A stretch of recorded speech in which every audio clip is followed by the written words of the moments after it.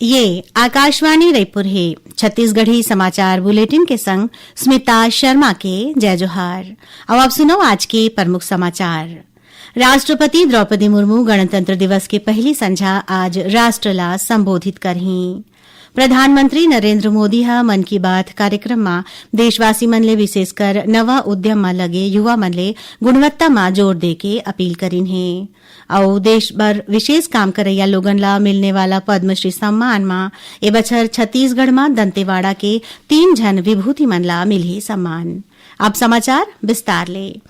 राष्ट्रपति द्रौपदी मुर्मू गणतंत्र दिवस के पहली संझा में अभी ले थोड़कुन देर बाद राष्ट्र ला संबोधित करही।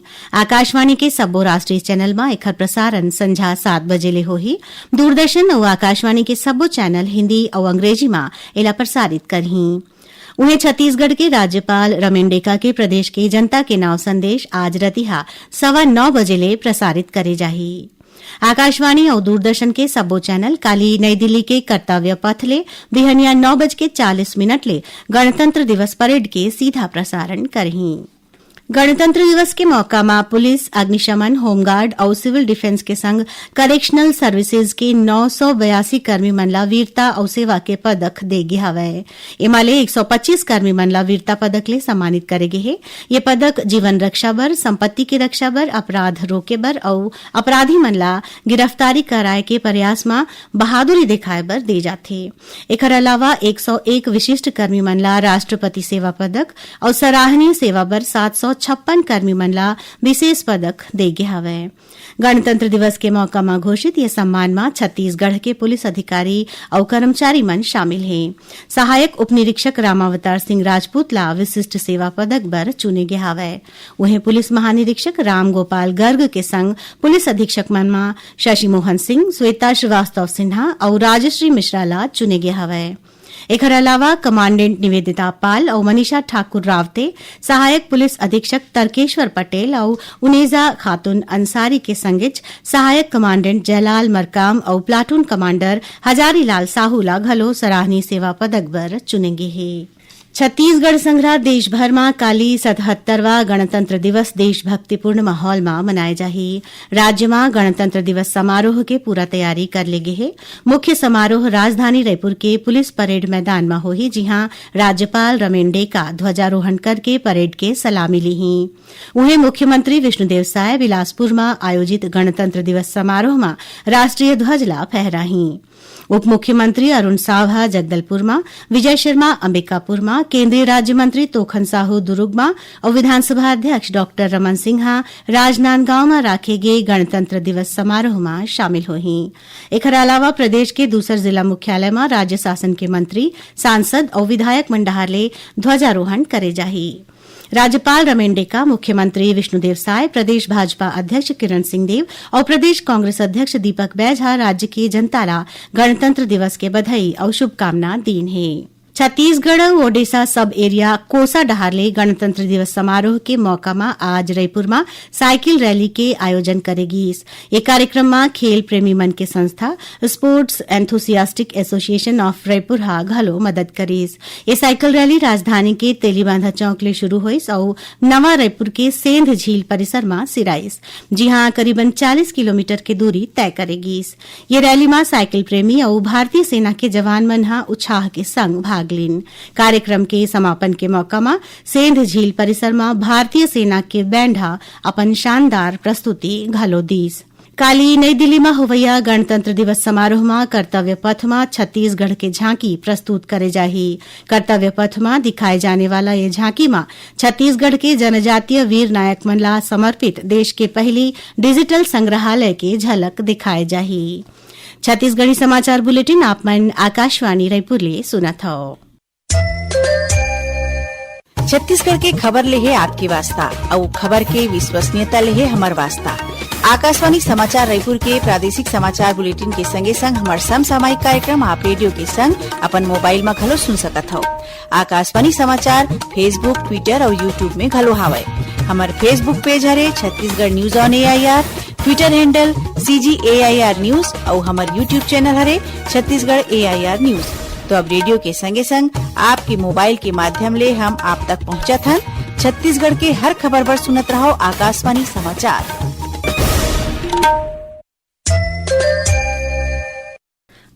अब आगू बाढ़बो बाचे समाचार कोती। प्रधानमंत्री नरेंद्र मोदी हा देशवासी मन ले विशेषकर स्टार्टअप उद्योग में लगे युवा मन ले गुणवत्ता में जोर देके अपील करिन है। आकाशवाणी ले मन की बात कार्यक्रम में श्री मोदी हा कहिन कि भारत के अर्थव्यवस्था तेजी ले विकसित होवत है और पूरा विश्व की नजर भारत ऊपर है। प्रधानमंत्री हा लोगन ले देश में बने हर वस्तु के क्वालिटी में सुधार के संकल्प लेके आग्रह करिन। प्रधानमंत्री हा कहिन कि 10 बछर पहले जनवरी 2016 में भारत हा स्टार्टअप इंडिया के शुरुआत के संग ये यात्रा ला शुरू करे रहीस। भारत में आज दुनिया के तीसरा सबले बड़े स्टार्टअप इकोसिस्टम बन गया हवे। श्री मोदी हा कहिन कि भारत के लोगन 26 जनवरी ला परब के रूप में मनाथे। ये दिन हा हमन ला अपन संविधान निर्माता मन ला नमन करे के मौका देथे।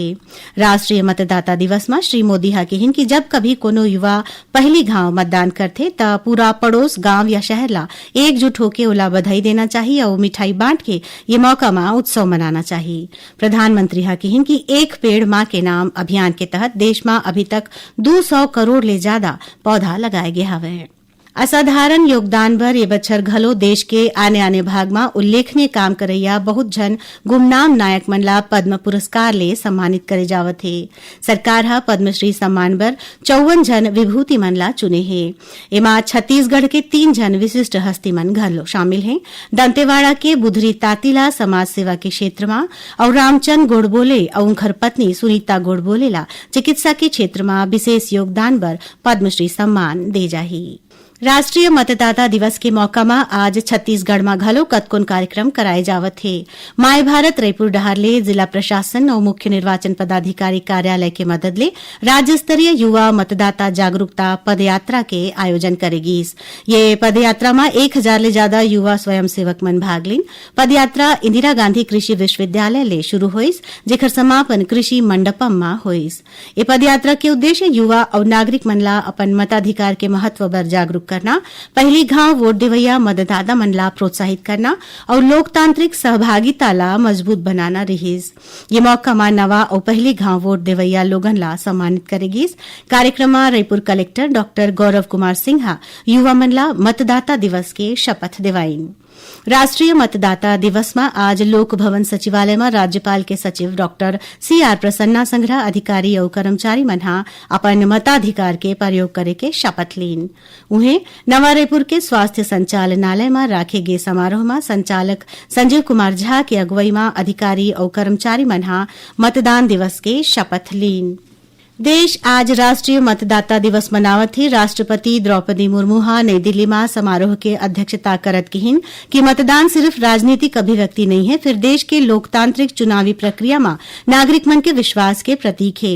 राष्ट्रपति हा लोकतंत्र ला मजबूत करे बर मतदाता मन ला खास करके माई लोगिन मन ला मतदाता दिवस के बधाई दीन।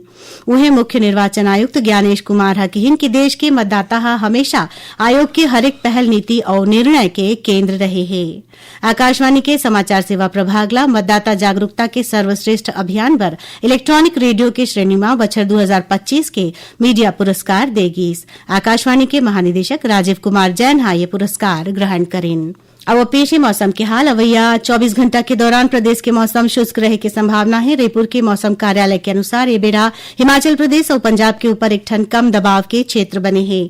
मौसम वैज्ञानिक के अनुसार अवैया दिन में न्यूनतम तापमान में सरलग बढ़ोतरी होए के आसार है। आखिर में प्रमुख समाचार एक घाव फिर। राष्ट्रपति द्रौपदी मुर्मू गणतंत्र दिवस के पहली संझा आज राष्ट्र ला संबोधित करही। प्रधानमंत्री नरेंद्र मोदी हा मन की बात कार्यक्रम में देशवासी मन ले विशेषकर नवा उद्यम में लगे युवा मन ले गुणवत्ता में जोर दे के अपील करीन है। और देश भर विशेष काम करैया लोगन ला मिलने वाला पद्मश्री सम्मान में ये बछर छत्तीसगढ़ में दंतेवाड़ा की 3 जन विभूति मन ला मिलही सम्मान।